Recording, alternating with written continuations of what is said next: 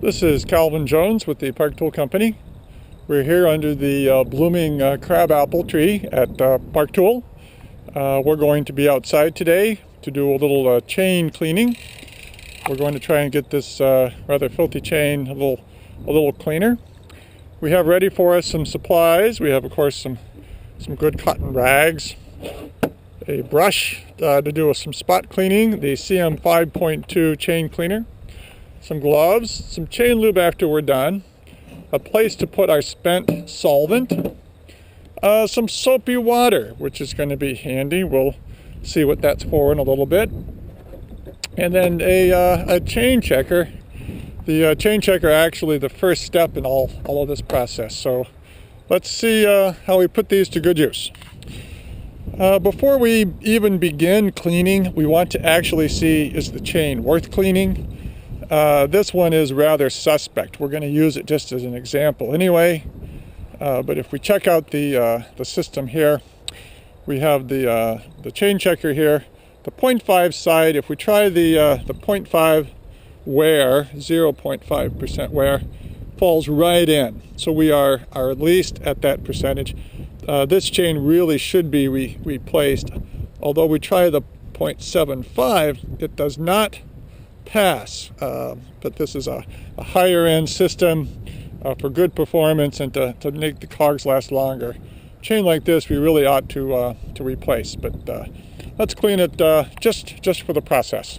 A good idea, of course, would be to use a brush, such as our gear brush here, to scrub the chain rings a bit, get all that dirt off so we're not putting more dirt back on the chain. Also back in the freewheel, we'd want to clean these. We've already done these. Here they look pretty clean, but get these clean so we're not transferring, just adding more dirt after we clean our chain. What we're going to be using today is the CM5. CM-5.2 is the model. These ends open up. We're actually going to do a little practice on a literal dry run. We're going to see how it works without solvent to learn how not to make a mess and spill. You will notice we are outside. It's a good place. There's always going to be some dripping, so if you can clean outside, it's probably a good idea. We lock it on, and then we're going to pedal backwards just for some practice here. What this works as basically is the guide pulley when we're pedaling backwards. If we have this crooked and try and pedal, it's going to try and shift.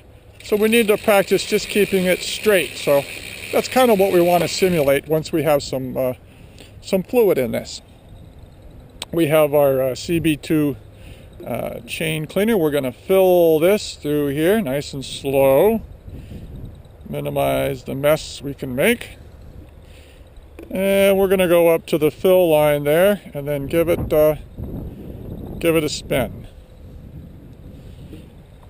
Okay, a wee bit more. Okay.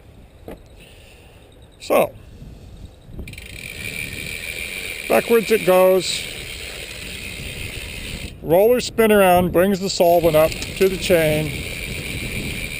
And you can see there is some splatter. That's going to happen. You get a chain full of solvent here. So let's spin this through. Boy, that's going to be clean. That's going to be clean there.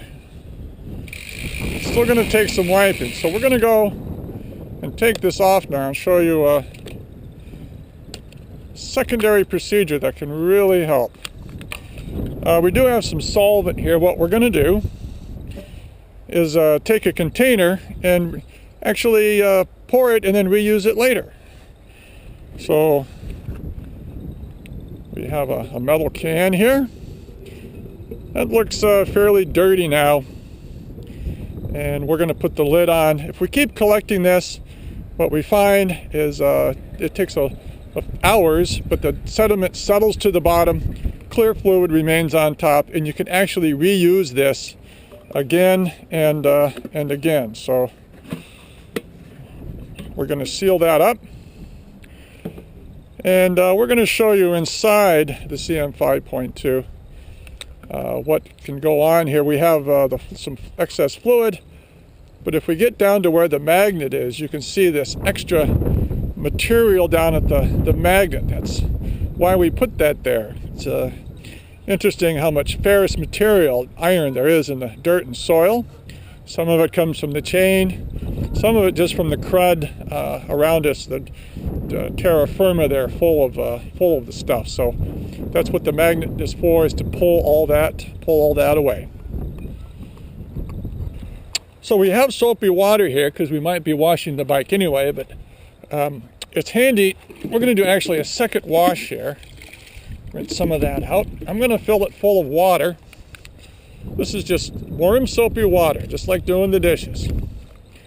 And what this is going to do, what the soapy water is going to do, it's going to allow us to attack the dirt that's still remaining, that isn't flushed out. So a different type of solvent. So first the CB and then just soap and water. That can really act to flush out any fine grit, and that's going to make it beautiful. Get that fully put. This can act to flush out any remaining grit inside the chain. Take off all that. We can see it now. It's even cleaner than it was before. So that's looking pretty good. So we are still full of water. We would want to come through with some cotton rags here. If we had an air gun, it would be nice to blow dry this clean.